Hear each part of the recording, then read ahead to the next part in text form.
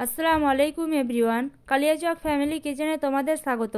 আজকে আমি তোমাদের সঙ্গে শেয়ার করব কাঁচা আম আর আলু দিয়ে কাতলা মাছের ঝোল। বন্ধুরা, ভিডিওটা স্কিপ না করে লাস্ট অবধি দেখার অনুরোধ রইল। এই প্রসেসে বানালে সবাই আঙুল চেটে পুটে খাবে, তাই অবশ্যই একবার বাড়িতে ট্রাই করবে। তার জন্য প্রথমে আমি বড় সাইজের কয়েক পিস কাতলা মাছ নিয়ে নিয়েছি। এটাকে আমি ভালোভাবে ধুয়ে নিয়েছি। এবার আমি পরিমাণ মতো লবণ, হলুদ গুঁড়ো আর সামান্য তেল দিয়ে সবগুলোকে ভালোভাবে মিশিয়ে 10 মিনিটের জন্য রেস্টে রেখে দেব, যাতে লবণ হলুদগুলো ভালোভাবে মিশে যায়। আম আলুকে ছিলে ভালোভাবে ধুয়ে নিয়েছি।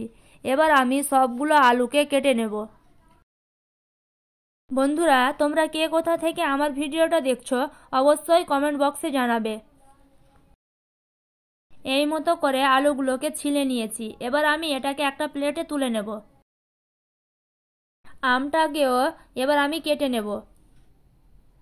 এই মতো করে আমটাও কেটে নিয়েছি। এবার আমি আমটাকে আলুর প্লেটে তুলে নেব। এবার আমি পেস্টের জন্য গ্রাইন্ডারে দিয়ে দেব পেঁয়াজ, রসুন, কাঁচা লঙ্কা, শুকনো লঙ্কা আর সামান্য জল দিয়ে পেস্ট বানিয়ে নেব। মাছ ভাজার জন্য প্যানে তেল দিয়ে দেব। তেল গরম হয়ে এলে হলুদ লবণ মাখিয়ে রাখা মাছগুলো একটা একটা করে সবগুলো দিয়ে দেব।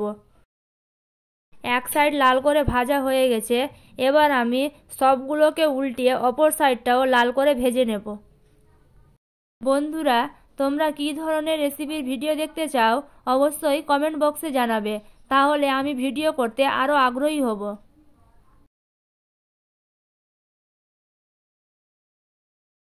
দুই সাইড ভালোভাবে লাল করে ভাজা হয়ে গেছে। এবার আমি এটাকে একটা প্লেটে তুলে নেব। আমি আগে থেকে অন্য প্যানে তেল দিয়ে দিয়েছিলাম। তেল গরম হয়ে গেছে। এবার আমি কেটে রাখা আলুগুলোকে দিয়ে তাতে পরিমাণ মতো লবণ আর হলুদ গুঁড়ো দিয়ে লাল করে ভেজে নেব। লাল করে ভাজা হয়ে গেছে। এবার আমি সবগুলো আলুকে একটা প্লেটে তুলে নেব। এবার আমি ওই তেলে পাঁচফোড়ন দিয়ে সামান্য ভেজে দিয়ে দেব তৈরি করে রাখা পেস্ট।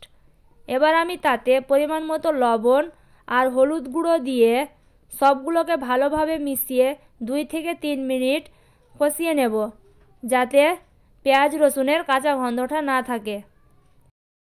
কষানো হয়ে গেছে। এবার আমি কালারের জন্য দিয়ে দেব কাশ্মীরি লঙ্কার গুঁড়ো আর তাতে সামান্য জল। এবার আমি সবগুলোকে ভালোভাবে মিশিয়ে আবার ওই 1 মিনিটের জন্য ঢাকনা দিয়ে ঢেকে দেব।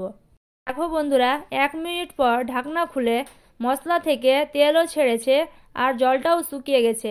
এবার আমি তাতে ভেজে রাখা আলুগুলো দিয়ে সবগুলোকে মশলার সঙ্গে ভালোভাবে মিশিয়ে কিছুক্ষণ কষিয়ে নেব। এখানে আমি 2 মিনিটের মতো কষিয়ে নিয়েছি, কারণ আলু আগে থেকে ভাজা ছিল। দেখো বন্ধুরা, ভাজা হয়ে গেছে। এবার আমি তাতে উষ্ণ গরম 1 কাপ জল দিয়ে দেব। এবার আমি সবগুলোকে ভালোভাবে মিশিয়ে 5 মিনিটের জন্য ঢাকনা দিয়ে ঢেকে দেব, যাতে আলুগুলো সেদ্ধ হয়ে যায়। 5 মিনিট পর ঢাকনা খুলে দেখো বন্ধুরা, আলুগুলো ভালোভাবে সেদ্ধ হয়ে গেছে। এবার আমি কেটে রাখা আমগুলো দিয়ে আবারও 3 থেকে 4 মিনিট ঢাকনা দিয়ে ঢেকে রান্না করে নেব, যাতে আমগুলো সেদ্ধ হয়ে যায়। ঢাকনা খুলে 2 থেকে 3 মিনিট পর আম আলুগুলো ভালোভাবে সেদ্ধ হয়ে গেছে। এবার আমি ভেজে রাখা মাছগুলো একটা একটা করে সবগুলো দিয়ে আবারও 2 মিনিটের জন্য ঢাকনা দিয়ে ঢেকে দেব। 2 মিনিট পর ঢাকনা খুলে আমার রান্না প্রায় শেষ। এবার আমি চুলো থেকে নামিয়ে নেব। চুলো থেকে নামিয়ে ঠান্ডা করে নিয়েছি। দেখো বন্ধুরা, দেখতে কতটা লোভনীয় হয়েছে।